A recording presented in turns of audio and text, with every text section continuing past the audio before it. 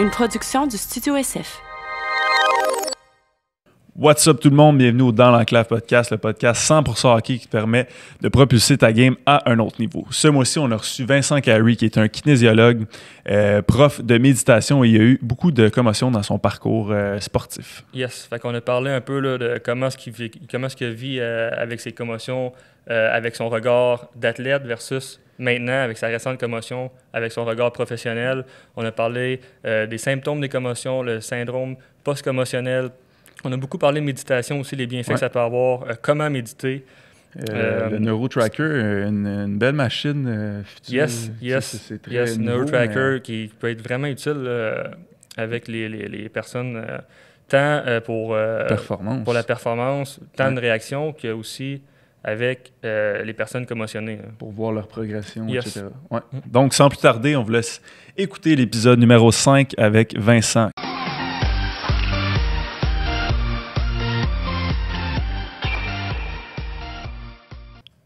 C'est parti, man.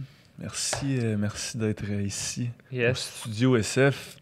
Ça a-tu été une long ride? T'habites-tu à Montréal? Non, j'habite au centre-ville. Ça a été relativement rapide. Premièrement, merci à vous, les boys. Excellent. Petit rêve à moi de finalement participer à un épisode de podcast. Puis, félicitations en même temps pour ce que vous faites. Merci.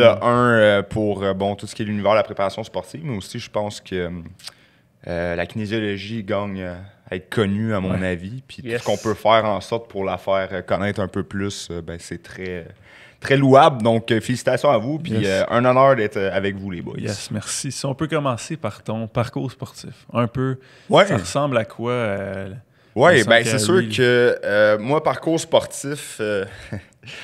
Je suis ce que je considère être un grinder, autant au niveau sportif que dans ma vie en général. C'est-à-dire que si on se rattache plus au hockey, j'ai appris à patiner, je devais avoir 13 ans, puis je devais en avoir 15 quand j'ai appris à patiner de reculons.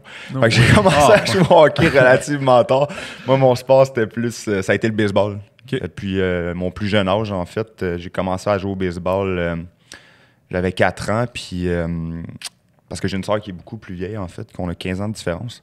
Puis son chum, à l'époque, qui s'appelle Benoît, était meilleur chum avec Éric Gagné. Fait que très tôt dans ma vie, j'ai été exposé au baseball. Fait cocasse, justement, à l'âge de 4 ans. Toute première balle qu'on a lancée en ma direction, je l'ai reçue direct dans l'entrejambe. Et malgré tout, j'ai persévéré. J'ai continué ma carrière de joueur de baseball jusqu'à l'âge de 19 ans. Mais non, sinon, hockey, j'ai appris à jouer très tard parce que j'ai pas été dans le hockey avant mon adolescence. Puis, comme j'avais un physique quand même assez avantageux dans le sens où j'ai eu ma poussée de croissance relativement rapidement dans la vie. Puis, à un moment donné, tout le monde me rattrapait. Mais ça reste que pour l'aspect physique du hockey, ça a été mon avantage quand j'ai commencé à jouer. Fait que j'ai monté relativement vite dans le 2 lettres pour finalement... touché au junior 2A. Ça a été pas mal le top que j'ai atteint au niveau du hockey. Puis, tu sais, j'étais là pour ramasser du monde plus que pour mon talent. Mais tu starté à 13 ans. Là, 13 ans, c'est... Puis oui, mettons... C'était, mettons, 13, presque 14. Fait que quand j'ai réellement joué dans une ligue organisée pour la première fois, j'étais bantam. Puis tu t'es rendu junior 2A? Ouais, mais comme je te dis... Non, mais quand même. Honnêtement, j'en suis fier. J'en suis fier. Je travaillais fort, puis aussi... ce qui m'a beaucoup aidé, même si en tant que kinésiologue et préparateur sportif, je considère aujourd'hui que c'est pas un avantage. C'est-à-dire que j'ai fait du hockey all year round.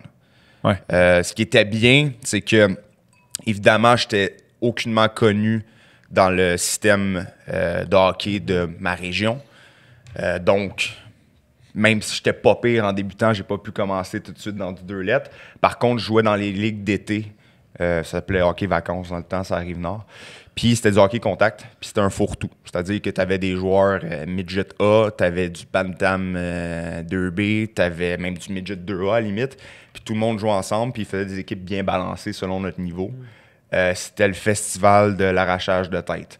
Fait que, oui, mais très vite, ça t'apprend à jouer la tête plus haute. Ouais. Fait que déjà là, même si à ce moment-là, tu sais, première année de hockey, j'étais pas dans le hockey contact, ça reste que ça m'oblige à aller chercher un avantage, c'est-à-dire lève ta tête puis apprends à jouer la tête relevée. Puis par la suite, ben, tu te fais ramasser par des gars que ça fait une couple d'années qui jouent contact. À un moment donné, t'as pas le choix de devenir plus tough. Ouais. Puis ben, c'est un peu à ce moment-là aussi que le gym a commencé à intégrer mon quotidien. Fait que je me suis affairé à me bâtir un physique un petit peu plus avantageux qui m'a finalement permis d'aller toucher au hockey d'un petit peu plus haut niveau.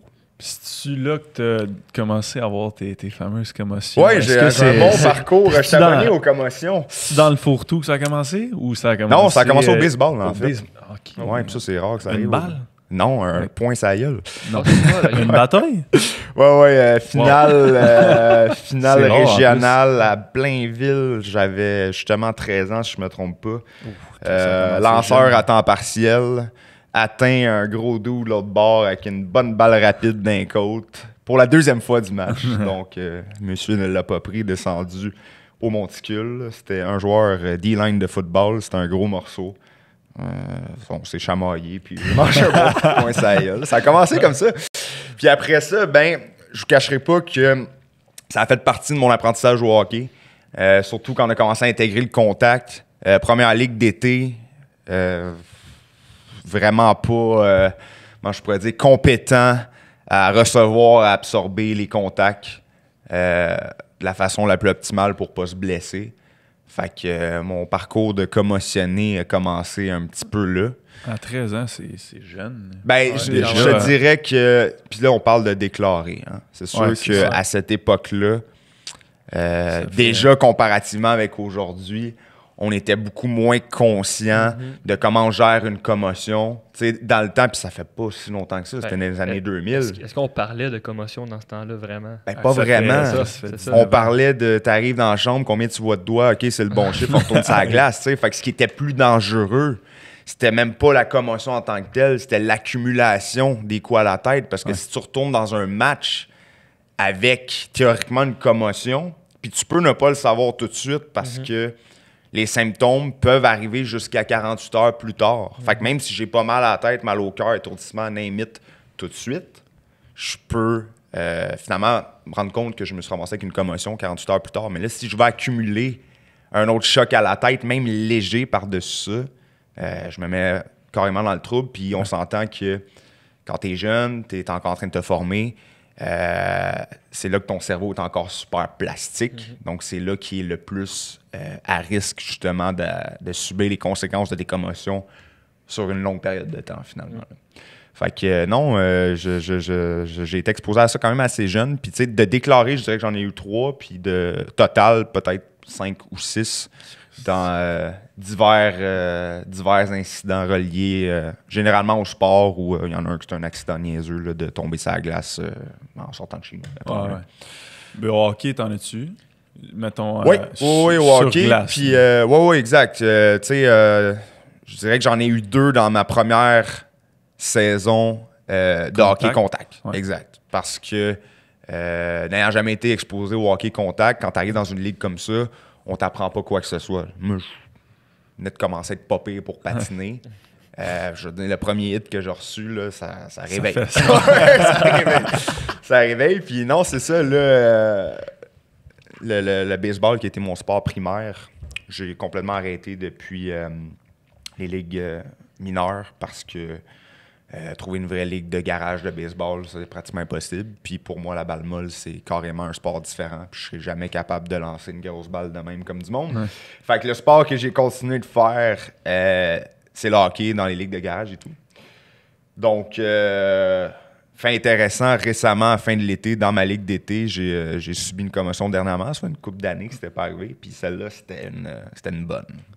Tu peux t'expliquer ce qui est arrivé? Exactement. Ben oui. Ouais. Donc, puis ça va m'amener à des faits intéressants par rapport à l'équipement, là, mais ce qui est arrivé, c'est que j'ai reçu un slapper shot directement sur l'oreille, digne de Sheldon Sourie dans ses belles années. Puis en fait, c'est ça qu'il faut comprendre aussi par rapport aux commotions. On part du casque, les coups à la tête, etc. C'est pertinent jusqu'à un certain point. Parce que ce qui arrive avec les commotions, c'est pas l'impact à la tête qui est dommageable. C'est vraiment l'impact du cerveau contre la boîte crânienne.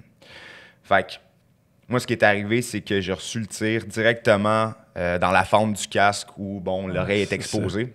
Fait que le système vestibulaire a shut down d'un seul coup. Plus d'équilibre, les jambes ont scié, je suis tombé au sol. Puis c'est à ce moment-là, selon mon avis de kinésiologue, que la commotion est survenue parce qu'il y a eu tout un whiplash quand je suis tombé au sol. C'est assez dur que je suis resté couché à peu près 3 minutes parce que je n'étais pas capable de me relever. Aussitôt que je décollais ma tête du sol, c'est comme si j'avais pris 37 bières en une demi-heure. C'était impossible de me relever. Fait que, ouais, non, ça a été une bonne. Puis déjà, dans notre cursus universitaire en tant que kin, on est appelé, puis c'est une bonne chose, à vraiment être exposé justement à toute la théorie en lien avec les commotions. Ça a été une belle occasion pour moi de tester tout ça en temps réel, les protocoles, voir un peu comment que j'allais réagir. Puis cette fois-ci, c'est ça, j'ai eu, je dirais pas un syndrome post-commotionnel, mais probablement que j'ai passé très près parce que les migraines, étourdissement et sensibilité à la lumière ont perduré pendant quand même quelques semaines. Ça fait environ 2 mois de ça, right? Ouais, exact. Là, je te dirais que je me sens à 100%. J'ai recommencé à patiner, ça fait une couple de semaines. Puis là, j'ai commencé à jouer des games, ça fait environ 2-3 semaines. Okay. Fait que ouais, non, ça a été plus de peur que de mal au final, mais je te dirais que cette fois-là, je pensais que c'était celle qui allait faire en sorte que ça allait être difficile de revenir. Là. Tu peux-tu expliquer, voir la différence, qu'est-ce que tu as fait quand tu étais plus jeune comme protocole de guérison versus qu'est-ce que tu as fait avec ton parcours, approche plus c'est ça. Tu peux comparer, c'est quand même cool oui, vraiment. Cool, c'est pas cool de... non, mais c'est un beau case study, honnêtement. Ouais, c'est ça. Tu sais, quand j'étais jeune, le réflexe, c'est normal, puis surtout, bon, le parent qui est inquiet, etc., on s'en va voir le médecin. Truth is, le médecin, qu'est-ce qu'il peut réellement faire? Parce que les commotions, c'est une drôle de bébite, c'est-à-dire que c'est un fléau, là. Puis, tu sais, fait intéressant, justement...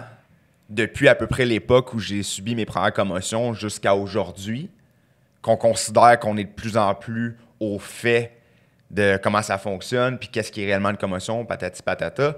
On est parti à peu près en 2003 là, pour les dernières études, jusqu'à aujourd'hui, on dénombre à peu près le double de commotions qui sont déclarées. Fait que, parce qu'il y en a plus, ça serait étonnant parce qu'on est de plus en plus conscient. Ou c'est le fait, justement, que maintenant, on sait plus c'est quoi une commotion, puis dans le temps, on ne le savait pas, puis que c'était non déclaré, donc on ne pouvait pas nécessairement relever la statistique parce qu'on n'était pas conscient que c'était une commotion. On appelait ça être sonné, tu sais.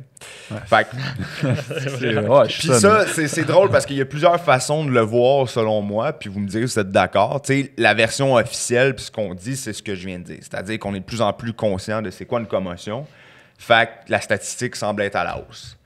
L'autre aspect, selon moi, puis c'est peut-être un peu de notre faute en tant que préparateur physique, les athlètes n'ont jamais été aussi gros, n'ont jamais été aussi puissants, n'ont jamais été aussi rapides. Ouais. Fait que c'est sûr que tu augmentes le facteur de danger, particulièrement dans un sport comme le hockey. On s'entend que le hockey n'a jamais été aussi théoriquement peu violent. Mais en contrepartie, les athlètes n'ont jamais été aussi gros, forts et rapides en même temps. Fait que tout ça pour dire que à l'époque, il n'y a pas vraiment rien qui a été fait. J'étais mis au repos complet par le médecin. Puis on sait aujourd'hui que c'est à peu près la pire chose à faire. C'est-à-dire que dans ta phase aiguë, quand tu viens d'être commotionné, on parle de 48 heures à peu près 4 jours maximum. C'est là qu'on demande un repos complet. Ouais. Mais l'objectif est de revenir le plus vite possible à l'activité physique. On s'entend là, sans avoir pas très vigoureuse. Là. Ouais, exact. Sans ressentir les symptômes de la commotion. Exact. Puis, à la limite, je dirais même qu'avec certains symptômes présents, puis tout dépend de la gravité de la commotion, on s'entend, il faut être logique, mais les études démontrent qu'une activité aérobie à basse intensité va être bénéfique en partant. Fait à l'époque, c'était repos forcé. Pendant une semaine, tu fais rien puis tu restes couché sur ton steak. Tandis que, maintenant, aujourd'hui, je suis conscient que c'est pas ça la solution. Fait que je l'ai appliqué à moi-même. Essayer justement de pas rester couché chez moi malgré le mal de tête, etc. C'est sûr que je peux aller m'entraîner au gym dès la première semaine. Là. Ça a pris quand même 3 semaines à peu près avant que je devienne réellement actif. Par contre, j'essayais de m'obliger à ne pas rester couché en tout temps, ce qui est la chose à ne pas faire suite à une commotion. Même si tu as des symptômes, mettons, tu as une commotion aujourd'hui, demain, tu te lèves, man, mal à la tête, mal au cœur, faut pas que tu restes au repos complet. Tout dépend de la gravité mettons, des symptômes. C'est trop intense. C'est pour ça que je dis que les commotions, c'est vraiment une bébite particulière parce que il n'y a pas personne qui va la vivre de la même façon. Hein. Fait que l'intensité de tes symptômes ne peut pas être corrélée directement avec combien de temps ça va me mettre à récupérer. C'est-à-dire que, exemple, dans les cas, disons, plus sérieux, même s'il y a perte de connaissance, tu peux théoriquement te rétablir plus vite que quelqu'un qui a un simple mal de tête qui perdure. Fait que, tu sais, c'est tellement du cas par cas que c'est difficile à juger. Puis, je ne saurais pas dire comment je pourrais dire, le degré de gravité de la commotion que j'ai subie. C'est-à-dire que, comme vous le savez probablement déjà, la commotion, c'est difficile à déterminer. Ça se teste pas. Il n'y a aucun test. C'est ça, il n'y en a pas. On va revenir plus tard. Il y en a j'ai peut-être un contre-argument, mais c'est ça, c'est que la seule vraie chose qui peut être un marqueur physiologique pour les TCC légers, là, je veux dire traumatisme crânien, c'est entre autres la variabilité de ta fréquence cardiaque puis ta pression artérielle. Parce que un des éléments qui est dysfonctionnel en fait suite à une commotion, c'est ton système nerveux autonome.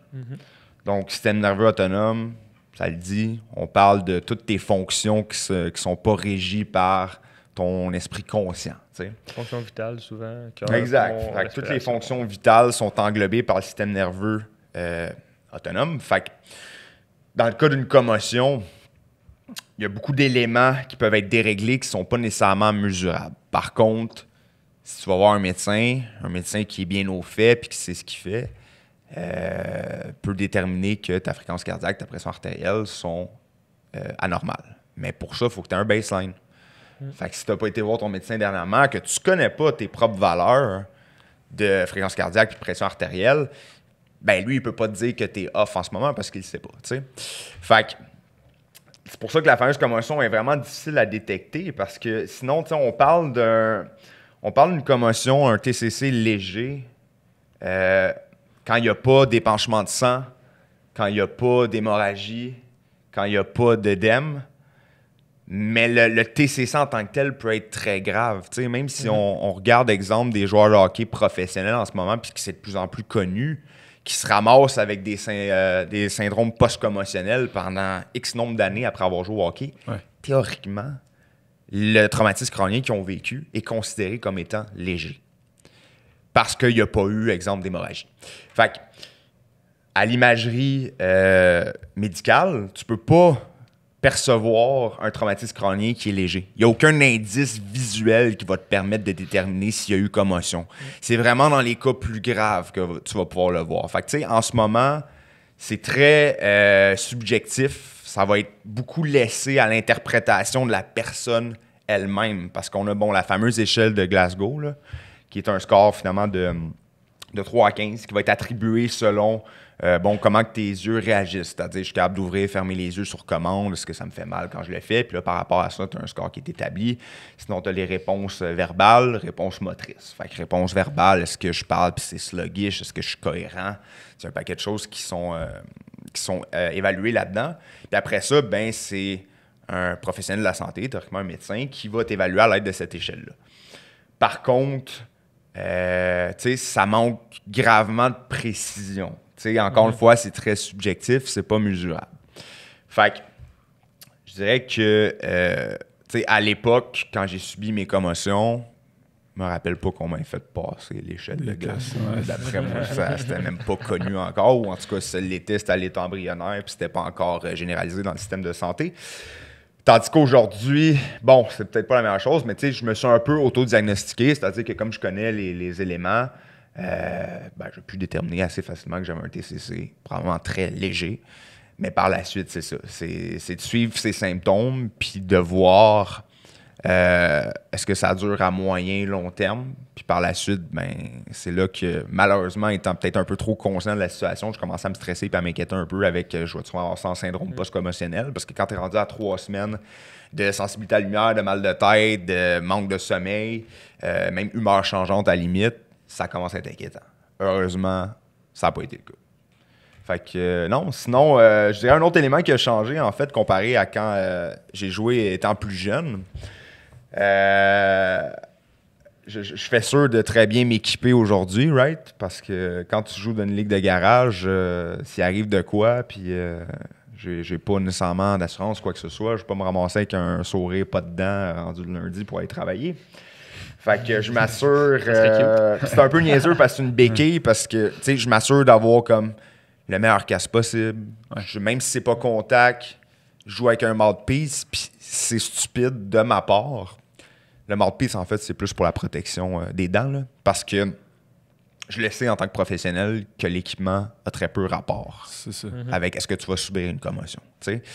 Parce qu'il n'y a jamais, puis ça peut-être qu'on vous le savez pas, là, mais il n'y a jamais une vraie étude sérieuse qui a démontré qu'un casque pouvait réellement servir à réduire le risque de commotion. Non, il n'y a rien partout. Non, parce que ce que ça va faire, en fait, c'est absorber le choc, absorber l'impact. Fait que tu peux réduire, exemple, le risque de fracture. Du crâne, mais le coup à la tête n'est pas directement ce qui va provoquer la commotion. C'est comment le corps va réagir, comment que les forces subites vont être absorbées. Parce qu'au bout de la ligne, une commotion, c'est que ton cerveau se cogne à ta paroi crânienne. Exact. Puis je veux dire, c'est vraiment bien là, que maintenant on soit rendu très conscient des fameux coups à la tête. Puis on voit quand même quelque chose d'encourageant. Parce qu'ils n'ont plus le choix, là, c'est tellement rendu public, mais dans les sports professionnels, où on tweak les règlements, la façon de jouer, pour essayer de réduire les coups à la tête. Est-ce que oui, vas-y. C'est la bonne chose à faire, selon toi? Ça peut pouvoir pas changer la game. C'est ça le problème? C'est-tu la game, le problème? Parce qu'à un moment donné, la première partie du problème, comme je disais, on est tellement rendu avancé dans la science du sport, puis on a tellement avancé rapidement dans les dernières années qu'on a un petit peu de la misère à contenir les effets de ce que nous, préparateurs physiques, on a créé comme problème, c'est-à-dire des athlètes qui sont plus gros, plus forts, plus rapides, plus puissants, plus explosifs. Fait que, est-ce que c'est la bonne chose à faire? Dans un sens, oui. Parce que si je suis rendu avec des monstres sur la glace qui sont capables de développer des vitesses qui n'ont jamais été développées par des gros gars comme ça avant, puis que je change pas mon règlement, il va y avoir un carnage sur la glace. Ouais. Par contre, là où je trouve que c'est particulier, c'est que l'emphase est vraiment mis sur les coups à la tête. Parce que c'est impressionnant. Tu vois un coup d'épaule arriver directement à la tête. Tu vois la tête qui virevolte. T'es comme, holy shit, il est mort. Là, tu mets ça au ralenti. Puis là, c'est encore plus beau. Exact. Pacioretty, Chara, mettons. Exact. C'est à ça que je pensais. Mais sinon, c'est que si, exemple, je suis un joueur de football puis que je reçois un plaqué directement dans l'estomac puis que j'ai un effet whiplash avec mon cou, c'est aussi grave. Ouais, ça peut même être pire, en fait. Parce que les deux formes de... Si on parle de la commotion d'un point de vue biomécanique, les deux formes d'accélération qui vont être dommageables, c'est linéaire. Fait que souvent, effet whiplash comme ça ici, parce que ton cerveau n'est pas attaché. Donc, va venir se frapper contre ta boîte crânienne. Sinon, tu as l'accélération rotationnelle aussi. Donc, ça apparente peut-être un peu plus, généralement, des sports de combat, par exemple. Où la tête va venir faire un demi-tour sur elle-même. Ça aussi, ça va accentuer grandement le risque que tu aies une commotion. Fait que, tu sais, oui, je pense que la réduction des coups directement à la tête a sa place dans ce qu'on doit établir comme règle pour essayer de réduire les commotions. Mais là, après ça, ça dépend du sport. Je veux dire, il y a un gros débat par rapport au hockey. En ce moment, tu sais, moins de bagarres qu'avant, moins de policiers sur la glace, donne peut-être lieu à plus de coups cochons qu'il y en a eu dans le passé.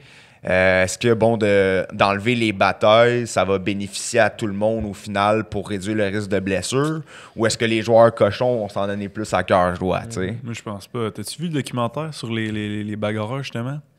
Je pense que c'est sur Netflix. Oui, exact. Où est-ce qu'ils disent qu'ils en ont pas subi ou de commotion. Exact. Puis Ou, crime, il y a celui où où c'est Daniel Carcedo, entre autres, là, Ouais. que lui, c'est un gros cas de syndrome post-commotionnel, puis qui part un peu justement en croisade contre la Ligue. Yes.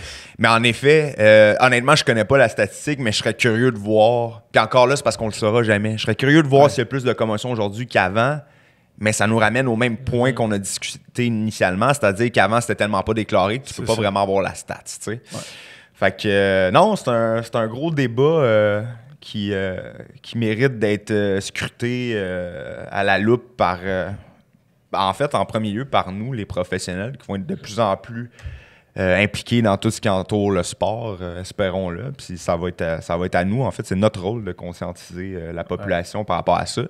Puis, majoritairement, c'est de le faire dès leur plus jeune âge aussi, hein? Donc avec les jeunes aussi. Là. Je pense que les joueurs s'en viennent de moins en moins, pas gros, mais si on prend des Bufflin, ouais. C'est plus des petits joueurs maintenant. C'est l'ancienne, c'est la vieille garde de la Ligue nationale, là, les gros et forts, mais ça reste que...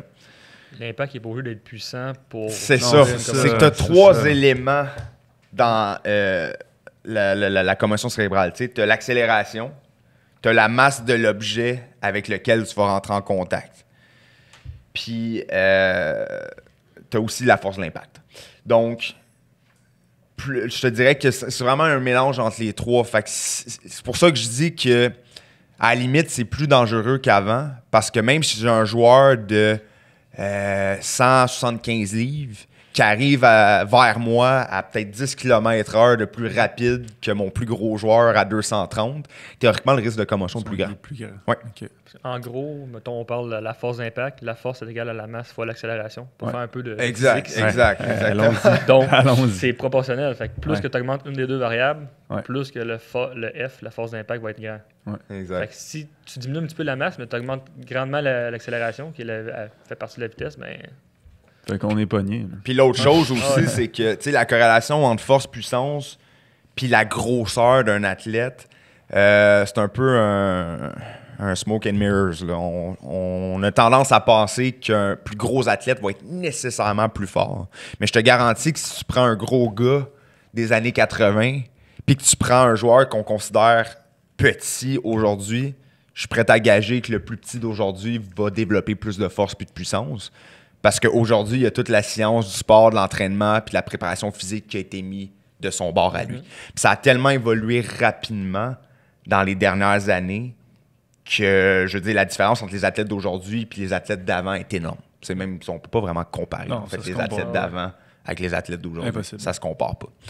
Puis, la science de la préparation sportive, mon avis personnel, mais tu sais, ça va piquer à un moment donné. On découvre tellement de choses, on est tellement rendu sur le bord de la limite de jusqu'où on peut amener un athlète qu'à un moment donné, on va être plus à même de prendre du recul puis de regarder ce qu'on fait avec ça. Mais là, ça évolue tellement vite dans les dernières années qu'on a de la misère, justement, à tamponner cet effet-là à grands coups de nouveaux règlements puis de protection puis de ci puis de ça pour essayer de sécuriser les joueurs de tous les sports. Là. Puis même l'équipement, je pense qu'il disait que n'a jamais été aussi, mettons, dur, les coudes, les épaulettes. Ça n'a jamais été aussi exactement. Rigide. Dans le temps, ça avait un plastron en tissu qui s'attachait avec des cordes qui était à moitié un chandail bédaine. Yes. Puis à cette heure, les épaulettes, c'est dur comme de la roche. Donc, tu sais... Ils sont grosses. Là, exact. Fait que non, il y a un paquet de... Si tu veux protéger le joueur, c'est là où c'est paradoxal. Là. Tu veux protéger les joueurs contre eux-mêmes, mais en le faisant, tu augmentes les risques pour les autres. C'est un peu le même principe que le débat sur les bagarres. T'sais. Tu veux protéger les joueurs des bagarres, mais en faisant ça, les coups à l'eau augmentent. Exact, tu augmentes les coups à l'eau. Fait que c'est vraiment difficile à gérer. Puis est-ce qu'on peut vraiment blâmer les décideurs qui essayent d'imposer justement ces règlements-là, de changer l'équipement? Pas vraiment, mais on dirait que c'est trop au premier degré. C'est pas vraiment réfléchi plus loin. Puis on pense pas nécessairement aux conséquences qui vont se produire directement corrélées à ce qu'on va avoir établi comme nouveau règlement ou comme nouvel équipement. Tu fais pas juste la préparation physique avec des athlètes ou monsieur, madame, tout le monde. Tu fais aussi une méditation. Oui, exact. Est-ce que tu trouves que ça pourrait avoir sa place avec des personnes commotionnées? Oui, à plusieurs niveaux. Par contre, il faut être prudent parce que la méditation, c'est il y a un intérêt au niveau académique puis de la recherche qui est assez récent. Bon, premièrement, comme ça sort un peu du cadre sportif, on va essayer de démêler un peu tout ça. Parce que, souvent, la méditation, c'est intangible là, pour les gens qui l'ont jamais pratiqué ou qui se sont jamais informés. Deuxièmement, il existe tellement de formes différentes que souvent, on a tendance à vraiment associer la méditation avec quelque chose d'un peu plus spirituel, par exemple. Ouais. Le petit moine, Sortons cet aspect-là de la méditation, puis allons-y vraiment avec le gros bon sens, puis ce qui s'applique un peu plus à monsieur, madame, tout le monde. Fait que, tu sais, généralement, la forme la plus connue puis la plus accessible, selon moi, c'est ce qu'on appelle la méditation de pleine conscience. Puis, ça, on découvre de plus en plus que les avantages, là, je pourrais vous dresser une liste, mais on va passer 4 heures ici. Là, ça n'a pas de sens. À quel point ça peut apporter beaucoup dans la vie de quelqu'un. Autant au point de vue du développement personnel, gestion de l'anxiété, gestion de la confiance en soi, la productivité d'un point de vue professionnel. Puis pour les sportifs, je pense que ça peut occuper une très grande place. Donc, premièrement, fait intéressant, on parlait tantôt du système nerveux autonome qui est affecté après une commotion cérébrale. Puis là, je pèse mes mots, là, mais avec la méditation, théoriquement, ce que tu fais, c'est que tu viens chercher un plus grand contrôle sur ton système nerveux parasympathique, qui est antagoniste à ton système nerveux sympathique. Puis tu peux même venir à la limite le court-circuiter, dans le sens où la méditation, théoriquement, c'est une technique de relaxation. Technique de relaxation d'un point de vue physiologique, ce que tu peux aller créer avec ça, ben, c'est gestion de stress, gestion de l'anxiété, qui a un effet direct sur justement comment va réagir ton rythme cardiaque, puis tous les aspects physiologiques qui sont généralement reliés à un état de stress ou d'anxiété. Fait que, pour rétablir un peu ton état de bien-être initial là, avant l'accident, c'est-à-dire ton cœur qui fonctionne de façon normale, pression artérielle qui a des valeurs normales pour ce qui est au repos, c'est sûr que de pratiquer la méditation peut venir aider. Par contre, c'est un exercice qui est très difficile, c'est un apprentissage qui est relativement long à faire aussi. Ce qui est intéressant, c'est que moi, ça doit faire 4 ans à peu près que j'ai pas manqué une seule journée de séance de méditation dans ma vie personnelle. Fait que, puis je considère que je suis quand même un néophyte, là. Je veux dire, il y a tellement de choses à apprendre, mais ça reste que ces aspects-là, assez de base, je suis rendu que je les maîtrise plutôt bien. Fait que je trouvais ça intéressant de pouvoir justement l'essayer dans le contexte post-commotionnel que j'ai eu récemment. Puis là, à savoir est-ce que l'effet est réel ou est placebo, who knows pour l'instant. Par contre, moi, je m'en balance. C'est ça, au pire, c'est placebo. Je m'en fous, c'est le résultat qui est important. Fait que dans mon cas, je considère que ça m'a offert un certain bien-être. Physiquement, je me sentais mieux, mais psychologiquement aussi. Moins d'anxiété, de stress, justement relatif à est-ce que je vais me rétablir bientôt, puis il faudrait que je recommence de sortir de chez nous, il faudrait que je retravaille bientôt, il faudrait que je retourne sur la glace. Surtout quand tu es dans un état où tu es kind of en repos forcé, c'est facile à un moment donné de laisser ton esprit s'égarer puis commencer à te poser plein de questions. Puis l'état de stress, d'anxiété, puis même de dépression qui peut en découler, va généralement venir contribuer un peu aux effets physiques négatifs que tu ressens. T'sais. Mais sinon, ce que je trouve vraiment intéressant, mais en fait, je vais prendre quelques minutes pour expliquer un peu de base vraiment en quoi ça consiste la méditation. Ouais. C'était ma prochaine question. Oui, exact. Je m'égare un peu, je m'en peut-être un peu trop loin, on y revient après, mais moi j'ai commencé récemment à donner des cours de méditation à de la population générale, puis tranquillement, pas vite, à le prescrire à des athlètes. Là, ça te prend des athlètes qui embarquent premièrement. Parce que comme je disais, souvent, la méditation a une réputation un peu... Moins tibétain. Oui, exactement. C'est exactement ça. Donc, des fois, c'est un petit peu plus difficile à faire avaler, surtout à un athlète. Ouais. Première expérience que j'ai faite, c'était avec une joueuse de soccer que j'entraîne depuis un certain moment déjà, qui a subi une déchirure au ACL. Puis par la suite, ben, le retour vers la game a été assez long et ardu à plusieurs niveaux. T'sais, au niveau de la réadaptation, oui, mais au niveau psychologique aussi. Puis ça, le psychologique des athlètes, c'est probablement l'aspect le plus important d'un athlète. C'est ce qui fait la différence entre un athlète élite et un athlète ordinaire. Ouais. Puis c'est tellement négligé que ça n'a aucun sens. Puis justement, j'écoutais votre podcast avec Gabriel, quand vous parliez de Carey Price, qui s'entraîne peu ou pas en off-season. Puis tu sais, on appelle ça un naturel. Fait qu'un naturel, est-ce que, bon, c'est génétique? À ce qu'on sache, le potentiel génétique qui est développé, c'est une chose, mais la génétique qu'il possède déjà à la base, relativement négligeable, right? Fait qu'après ça, ce qui fait la différence entre un winner puis un athlète moyen, parce que maintenant, tout le monde est rendu à son top niveau physiquement. Là. Tout le monde est pris en charge. Fait que tout le monde, théoriquement, ou presque, si on élimine, mettons, Carey Price, mais tout le monde est supposé d'avoir ses capacités athlétiques pratiquement à leur maximum parce que sont pris en charge, théoriquement, par un préparateur physique depuis quasiment la tombe, s'ils sont chanceux, ou sinon puis ou plus tard. T'sais. Fait qu'à un moment donné, comment tu départages ces athlètes-là si tout le monde est à peu près au même niveau par rapport à leur capacité physique, gestion du stress, gestion de l'anxiété, relative à une situation de match ou relative à tout ce qui englobe la vie d'un athlète professionnel. On s'entend que ça doit être pas facile. Personnellement, je serais jamais capable de gérer une pression comme ça. Il y en a pour qui c'est inné, qui vont avoir une très grande confiance en eux déjà à prime abord. Mais c'est quelque chose qui, comme n'importe quoi, s'entraîne ou se développe. Je vais pas trop m'aventurer dans la psychologie sportive. Je ne suis pas un psychologue sportif. J'ai suivi un cours à l'université dans le cadre de mon bac, mais ça reste que c'est vraiment les bases. Par contre, on peut quand même faire une corrélation directe avec la psychologie sportive, puis c'est bien fait, puis ce qui est quand même possible d'aller chercher en méditation. Parce que justement, la fameuse méditation, en quoi ça consiste? On a souvent tendance à penser que c'est justement l'absence de pensée. D'être assis sur son coussin puis de penser à rien. Avec les mains de même. Moi, ça. Oui! La première fois que je commencé. Perso, j'aime bien la posture traditionnelle, mais quand je donne mes cours, généralement. Toi, tu le fais de même?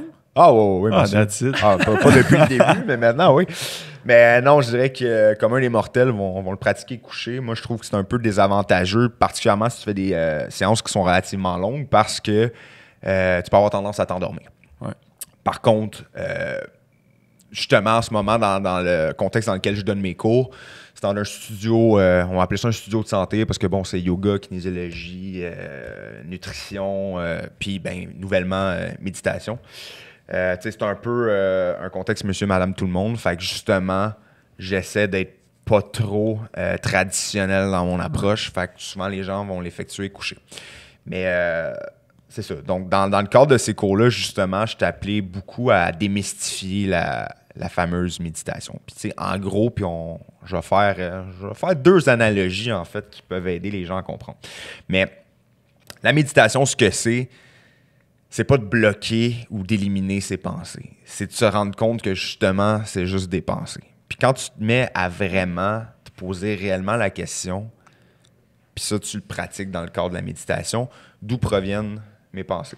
C'est moi qui les génère ou elles apparaissent, puis moi, je réagis face à elles. Puis je dis pensées, mais ça s'applique aussi aux émotions, par exemple. Fait que, quand on est en séance de méditation, j'aime bien m'imaginer, moi, l'observateur de mes pensées, être assis sur le bord d'une route, puis les voitures qui passent. Différentes pensées, différentes émotions, de formats, couleurs, années différentes. Donc, tu sais, si on fait une corrélation avec justement le type de pensée positives, négatives, pensées qui sont reliées à l'imagination ou plus à qu'est-ce que je vais manger pour souper à soir mais que je finisse ma séance. Fait que l'art de méditer, c'est l'art de rester assis au bord de la route sans se mettre à courir après chaque voiture qui passe. Les laisser passer, tout simplement. Fait que, ou l'autre analogie que j'aime bien puis que je trouve qui fait en sorte qu'on a quand même une certaine facilité à comprendre en quoi ça consiste, la méditation, c'est mon esprit qui est un ciel bleu. les pensées qui sont les nuages qui passent. C'est-à-dire que peu importe ce que je vais faire, je ne pourrai jamais empêcher les nuages de se présenter et de passer. Par contre, mon esprit, le ciel bleu, va toujours rester présent en arrière. Donc, pendant une séance de méditation de base, tu peux te raccrocher justement à cette image-là, puis on dirait qu'automatiquement, ça va faire en sorte que tu te détaches de tes pensées qui vont et viennent. Après ça, tu utilises un ancrage qui va être traditionnellement la respiration. Donc, exemple, que je m'assis sur mon coussin, mes doigts de même. Ça fait-tu quelque chose, tes doigts comme ça? Honnêtement, tu vois, là, on sort du cadre de mes connaissances. J'ai pas assez étudié le côté ça spirituel. rajoute juste un petit peu... Ben, je vais peut-être dire vraiment n'importe quoi, mais ça reste que des positions qui, selon l'aspect spirituel, je ne vais pas trop embarquer là-dedans, mais qui font en sorte que, bon, ça circule mieux entre tes chakras. Ouais. OK. All right. Parce que moi je le fais coucher, puis comme moi tu dis... à chaque fois, quand je me couche le soir, puis là, je mets la petite application Petit Bambou parce que je suis assez fuck all pour méditer en ce moment. Puis je mets ça, puis là, la petite voix qui parle, puis je m'endors dessus. Ouais, moi aussi. Peut-être ça prend 3 minutes, Petit 4 Bambou, minutes. c'est excellent, par exemple. Headspace. Moi, je prends Headspace. Moi aussi. Souvent, c'est hallucinant. Souvent, c'est long avant qu'elle reparle. Puis quand elle repasse, des fois, je fais le saut parce que j'étais parti. Ben, c'est pour ça que si jamais vous voulez vraiment amener votre pratique de la méditation à un autre niveau, je conseille fortement de le faire assis. Puis c'est un excellent exercice postural aussi. Parce que de rester assis pour une séance de 20 minutes, une demi-heure, avec le dos droit, c'est quelque chose. C'est quelque chose, honnêtement. Par contre, tu sais, la première fois que tu vas le faire, tu vas avoir le dos en compote. Par contre, peu à peu, tu vas te rendre compte que tu es beaucoup plus confortable dans une position assise, même dans le cadre, de l'exemple, de ton travail. Fait que c'est un training en même temps. Là. C'en est un, oui, c'est un training postural, je veux pas. Okay. Mais non, tout ça pour dire que quand je parle de l'analogie du ciel bleu, qu'on se rattache à sa respiration, patati patata, c'est vraiment de base. C'est ce que je vais prescrire à quelqu'un qui part de zéro. Par contre, puis c'est là qu'on peut faire une corrélation directe entre psychologie sportive puis méditation, c'est qu'en méditation, tu as des techniques qu'on appelle de visualisation. C'est-à-dire que plutôt que de continuer de te rattacher à ta respiration comme ancrage, ça peut être plein de choses, mais généralement des images. Puis en psychologie sportive, il y a une méthode qui s'appelle l'imagerie mentale qui est extrêmement intéressante. C'est-à-dire que il existe plusieurs sortes, mais que tu vas faire imaginer à ton athlète, entre autres, une exécution de geste qui va être amené à reproduire pendant sa pratique sportive.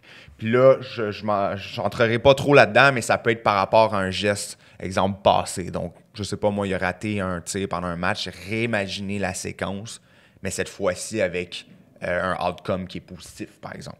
Ça peut être imaginer un élément futur. Donc, tu as un match qui s'en vient, une compétition, name it, ça te cause l'anxiété.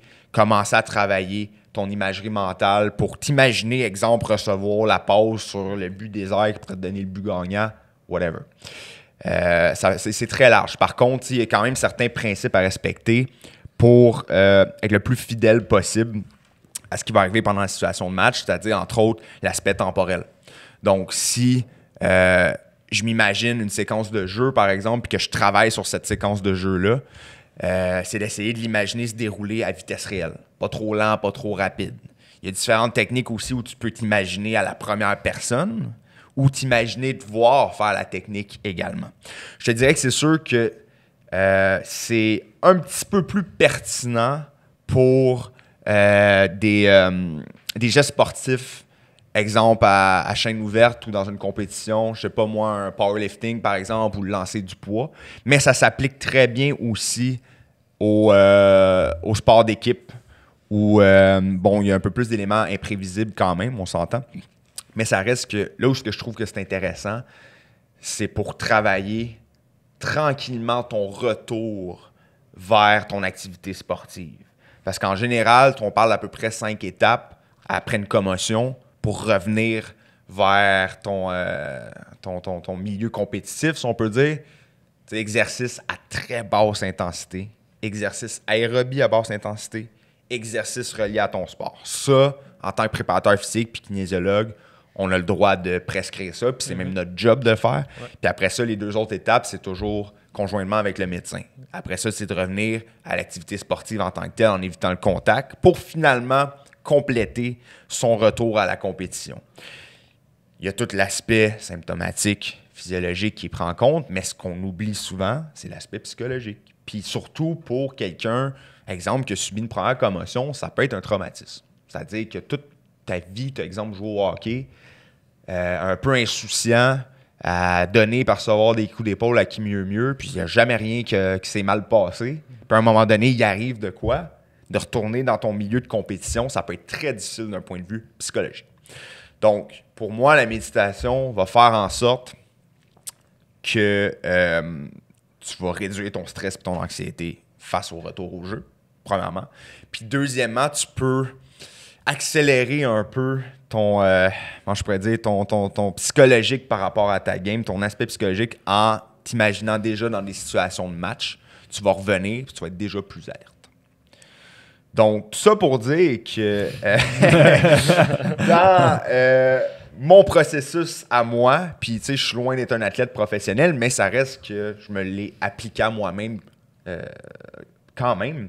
Fait que la méditation en a fait partie. La gestion de mon retour vers l'activité physique aussi.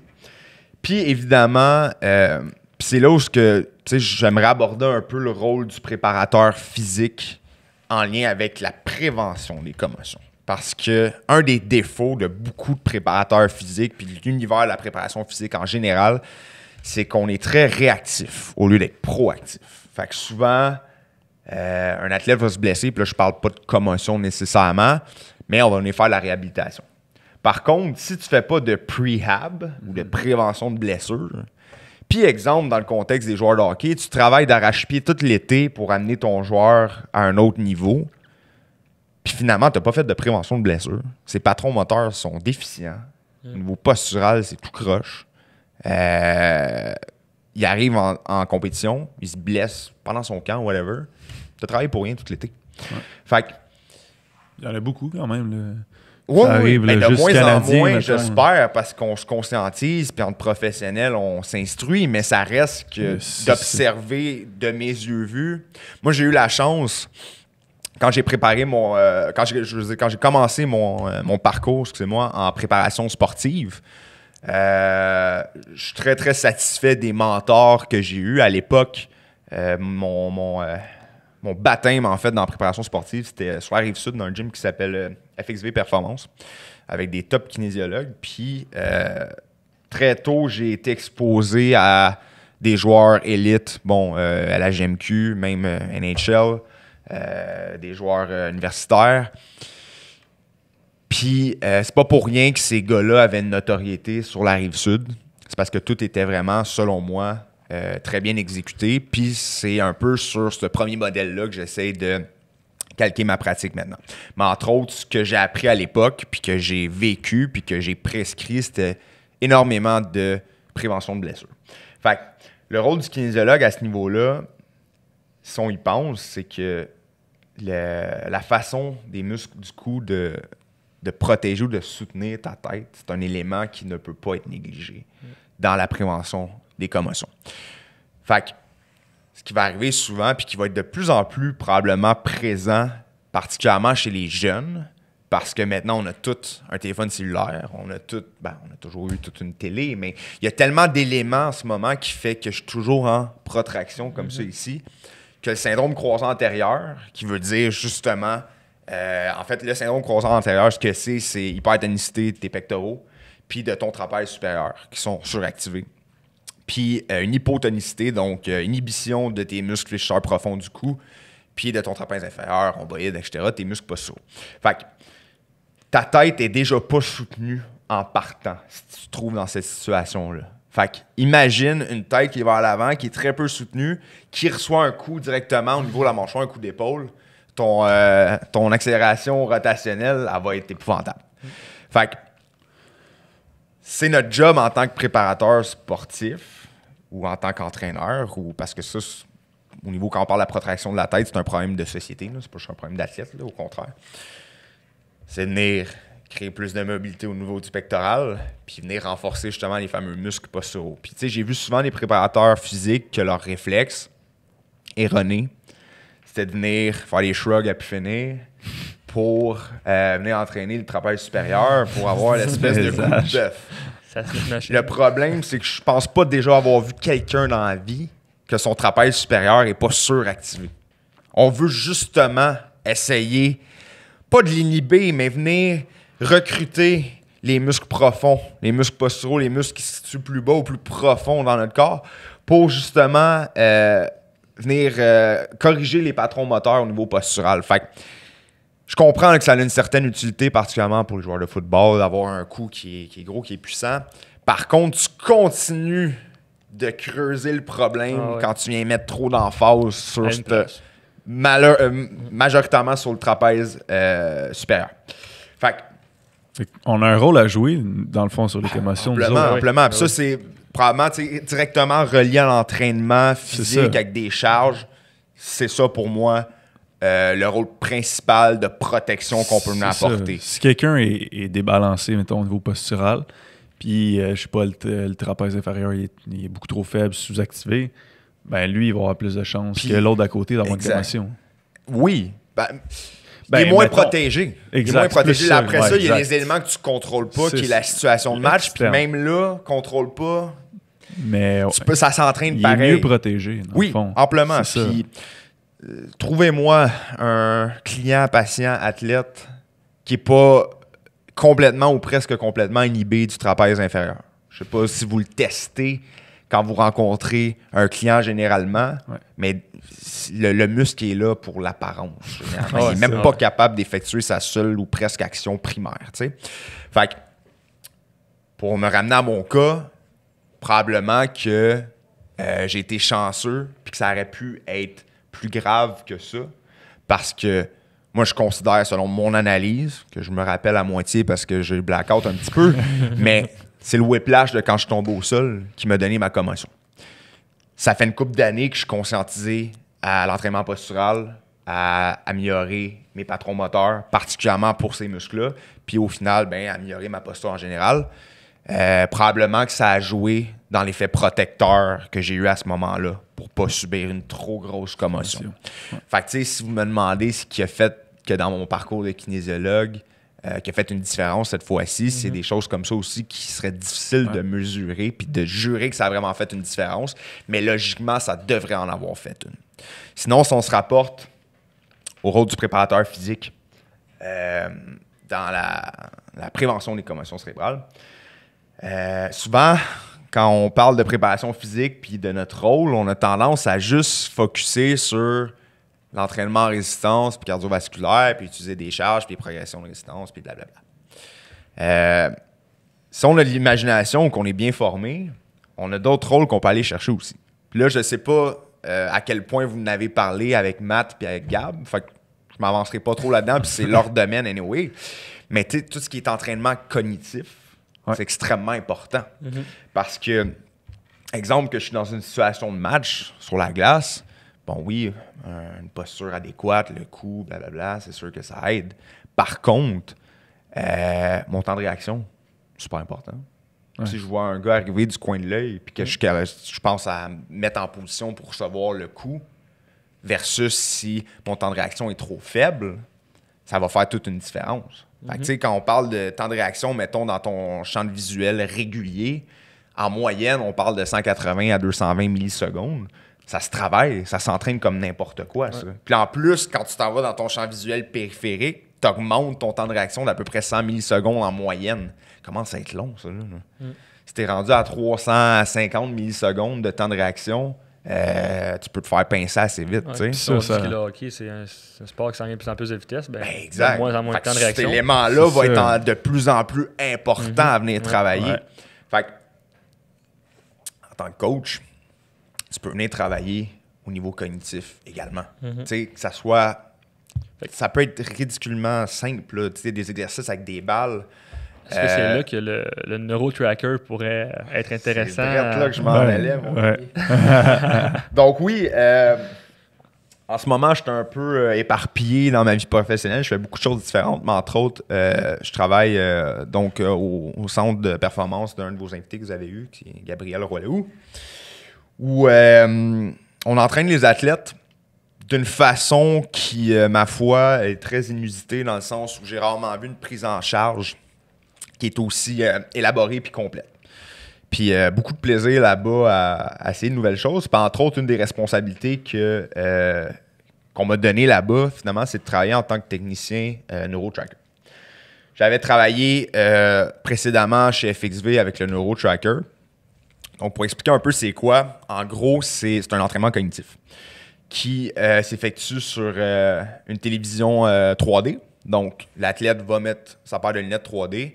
Puis, bon, il existe vraiment beaucoup de protocoles différents, mais disons que de base, tu vas fixer du regard l'écran qui est devant toi. Il y a un point au milieu. Tu gardes ton regard constamment sur ce point-là pendant qu'il y a 8 balles qui vont se promener à l'écran, qui vont parcourir tout ton champ visuel. Puis toi, toujours en maintenant ton regard sur le point rouge, tu dois repérer les 4 balles qui étaient illuminées au début de la séquence. Fait que dans le fond, tu as 8 balles, tu en as 4 sur 8 qui vont flasher, exemple, en bleu. Après ça, ils redeviennent toutes de la même couleur. Ça commence à se promener sur ton écran.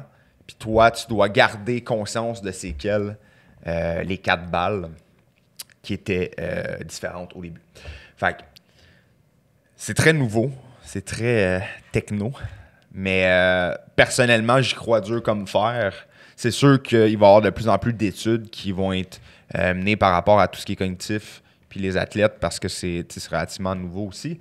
Mais en gros, on travaille comme plusieurs types d'attention qui sont très utiles pour l'athlète. Tu as l'attention distribuée, tu as l'attention dynamique, tu as l'attention situationnelle, puis tu en as une qui est vraiment dirigée vers est-ce que je suis capable de garder mon attention sur un objet sans me faire distraire. Fait que l'attention dynamique, ça va être plus, exemple, j'ai des objets devant moi qui peut être un joueur, qui peut être la rondelle, qui peut être quoi que ce soit qui se déplace à une vitesse assez rapide. Est-ce que je suis capable d'anticiper les mouvements qui se trouvent dans mon champ de visuel ou même à l'extérieur de mon champ visuel? Puis ça, après ça, pour développer une intelligence tactique, c'est premium. Là. Parce que une intelligence tactique ou un hockey IQ, entre autres, c'est de l'anticipation au final. Fait que tu deviens tellement connaissant de la game, de un, puis deuxièmement, tellement apte à comprendre comment que le corps de l'autre joueur bouge dans l'espace, puis de le voir faire une slide, puis de dire « OK, lui, il va se déplacer de telle ou telle façon », que tu viens t'anticipes carrément les jeux. Fait que tu sais, les joueurs de top niveau, c'est une de leurs facultés. Fait que tu sais, ça nous ramène encore à, oui, un joueur qui est performant d'un point de vue physique, force, puissance, mais psychologie, cognitif, extrêmement important. Fait que ce qui est intéressant avec le NeuroTracker, c'est que tu vas justement venir travailler ces différentes formes d'attention-là. Être capable de garder mon focus sur un élément, être capable de garder mon focus sur plusieurs éléments qui se déplacent. Fait que tout ça va être relatif à c'est quoi ma situation de jeu. Tu sais. Ce qui est intéressant, en fait, qui est extrêmement intéressant par rapport aux commotions, c'est que, puis c'est là où je m'en allais vous assiner tantôt quand on disait qu'il y a un moyen de le déterminer, tu viens être en mesure de quantifier, donner un score qui va te servir de baseline pour après ça déterminer est-ce que mon athlète prend du mieux ou pas. Fait que je m'explique. Puis Phil l'expérimentait un peu parce que justement au Athletic One, le gym à Gab, où on fait de la préparation physique, on a fait des combines entre autres, où on évaluait tous les jeunes joueurs de hockey élite de la région du West Island. Il y en a énormément qui sont venus nous voir. Puis qu'on a évalué, les tests combine classiques, là, fait que les sauts, les chin-ups, etc. Mais aussi, on a introduit des éléments plus inusités puis intéressants, entre autres avec le High Trainer, le Dynavision, puis le NeuroTracker. Donc, pour aujourd'hui, je vais m'attarder seulement au NeuroTracker, mais on crée dans le système du NeuroTracker un profil pour chacun des joueurs, donc son nom, date de naissance, puis juste pour savoir de qui on parle. Par la suite, on lui fait faire le test pour la première fois. Puis ça lui donne un score. Fait qu'à partir de là, on a une donnée. C'est sûr que dans un monde idéal, puis avec les athlètes qu'on suit de plus près, ceux qu'on entraîne littéralement là-bas, on essaie de leur faire une fois par semaine. Parce que pour avoir une vraie donnée, c'est sûr que la première fois qu'ils le font, des fois, ils sont semi-compétents pour bien réussir. Puis ils savent pas trop comment le faire. C'est ça. Ils manquent leurs 3 premiers essais. Déjà, le score est un peu faussé. Mais pour les athlètes qu'on suit de façon plus soutenue là-bas, on essaie de leur faire régulièrement. pour avoir une donnée qui est vraiment représentative de leur capacité cognitive. Fait que, quand on parle d'éléments qui font défaut, surtout chez un athlète après une commotion, quand je parle des différents types d'attention qui sont requis pour performer sa glace, c'est quand même quelque chose qui va être généralement affecté après une commotion. Fait que le score qui va être attribué à l'athlète suite à son neurotracker va être directement corrélé à est-ce qu'il y a un déficit cognitif suite à sa commotion cérébrale.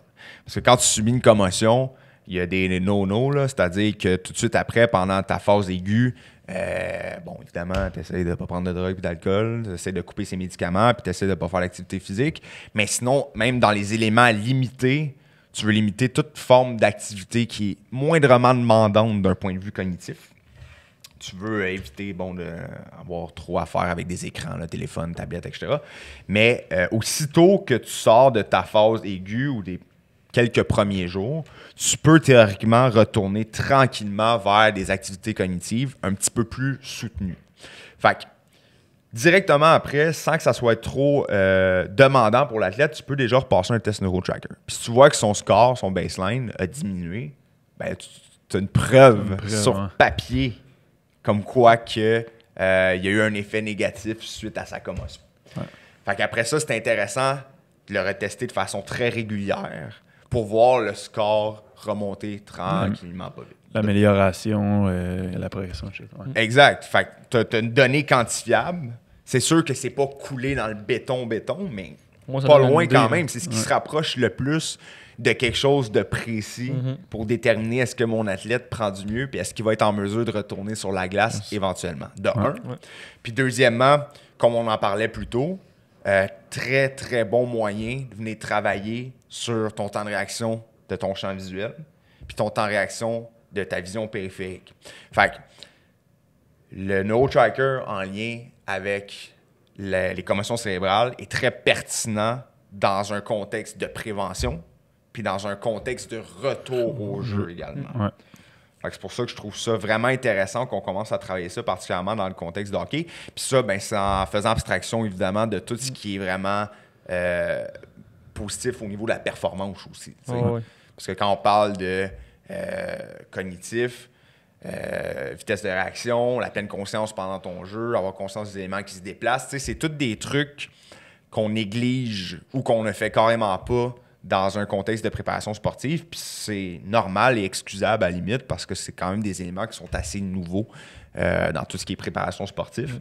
Mais non, je pense que ça offre un avantage aux joueurs, ceux qui pratiquent ce genre d'entraînement-là, c'est sûr et certain. Pour finir ce magnifique podcast, ceux et celles qui voudraient commencer la méditation, est-ce que tu aurais un truc ou deux à leur donner, comment commencer, comment partir? Ouais, parce que j'imagine... Venez me voir dans mes cours. C'est ça.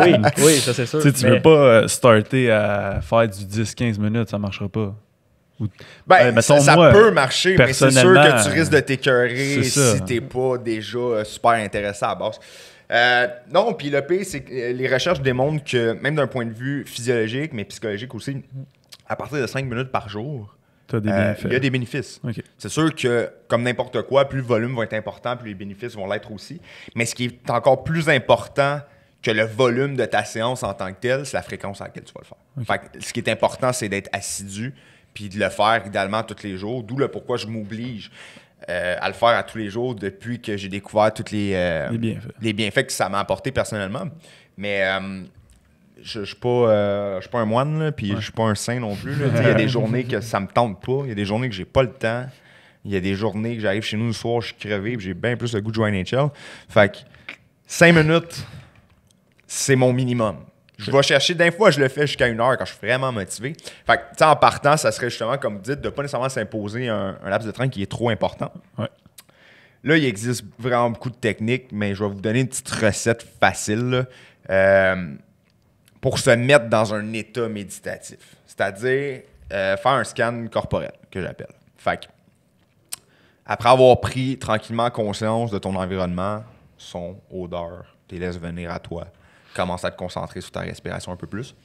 Tu effectues un scan corporel où, pour donner une analogie, là, un peu, si tu imaginais, exemple, un rayon de photocopieur qui descend tranquillement du bout de la tête jusqu'au bout des orteils, en prenant soin d'être bien conscient de chacune de tes sensations corporelles que tu vas retrouver à chacune des étapes de ton scan, finalement. Là, à savoir combien de temps tu prends pour le faire, moi, j'aime ça prendre le temps, mais il y en a pour qui sont un petit peu pressés ou que leur séance est plutôt courte. Fait que, tu sais, ça, c'est une autre affaire en méditation. Tu essaies de pas imposer de règlement trop. Pas trop juger ton expérience aussi. Ouais. Puis essayer de pas te dire ça, c'était une bonne séance, ça, c'était une mauvaise séance. Okay. Fait que, tu sais, c'est d'y aller à son rythme. Puis, ce qui est intéressant, c'est que quand on parle de pleine conscience, de méditation de pleine conscience, c'est de vraiment, justement, se mettre à réaliser, prendre le temps de s'arrêter pour ressentir, ce qu'on fait pas dans nos modes de vie actuels généralement. Puis tu te rends compte que crime, ça fait longtemps que je me suis pas interrogé sur comment je me sens.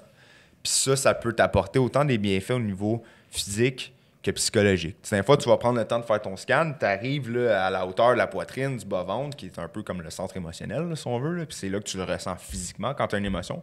Puis tu te dis, Colin, il me semble qu'il y a un petit élément de stress. Puis des fois, juste le réaliser ou mettre une étiquette dessus, ça suffit à faire réduire justement cet élément de stress-là. Fait que je dirais que pour quelqu'un qui n'a pas beaucoup de temps, qui veut intégrer la méditation tranquillement pas vite, 5 minutes, ça se fait en position assise. Là, je le conseille fortement. Prendre le temps de fermer ses yeux, réaliser son environnement, respiration, faire un petit scan corporel. Ça fait une belle petite séance qui est faisable très facilement puis qui peut se rentrer dans un horaire là, de n'importe quelle façon.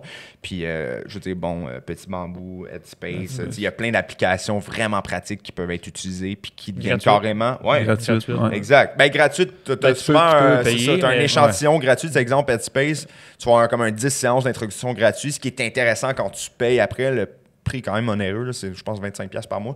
Mais... tu as plein de catégories. Exemple, des méditations pour l'anxiété, des méditations pour le focus, pour la performance au travail. Il y a plein de cours qui peuvent être faits à ce moment-là. Mais non, sinon, même YouTube, à la limite. Là, c'est ça, gratuit. Marque méditation, scan corporel, YouTube, tu vas en trouver des centaines. C'est tout qu'on voit là-dessus? Non, peut-être un jour. Peut-être un jour. That's it, man. On va finir avec par ça. plugger un livre. Ce beau livre-là. Ouais, un petit moment de écrit? Non, c'est pas moi qui l'ai écrit, malheureusement. On l'a tous étudié, par contre. Oui. Dave Ellenberg a écrit ce livre-là avec ses étudiants. C'est un livre pour ceux et celles, entraîneurs, enseignants, athlètes, parents, qui veulent se renseigner plus sur les commotions cérébrales. C'est vraiment bien vulgarisé. Ouais. Fait que je le recommande vraiment à tout le monde. Fait que ça s'intitule « Tenir tête à la commotion cérébrale ». Il y a plusieurs graphiques, illustrations pour vraiment bien comprendre, donner un petit aperçu. Pour vraiment bien comprendre les commotions cérébrales, les symptômes, comment s'en sortir un petit peu aussi. Là. Ouais, super. Gros merci. Ben, merci à vous, les boys. C'est cool de te suivre si on veut. Si on va faire une séance de méditation avec toi, c'est où qu'on te rejoint? Ben, présentement, je travaille à un studio de yoga ou de bien-être, comme je disais tantôt, qui est situé à Delson, ça arrive sud, qui s'appelle Sunrise Yoga, en partenariat avec une de mes très bonnes amies kinésiologues.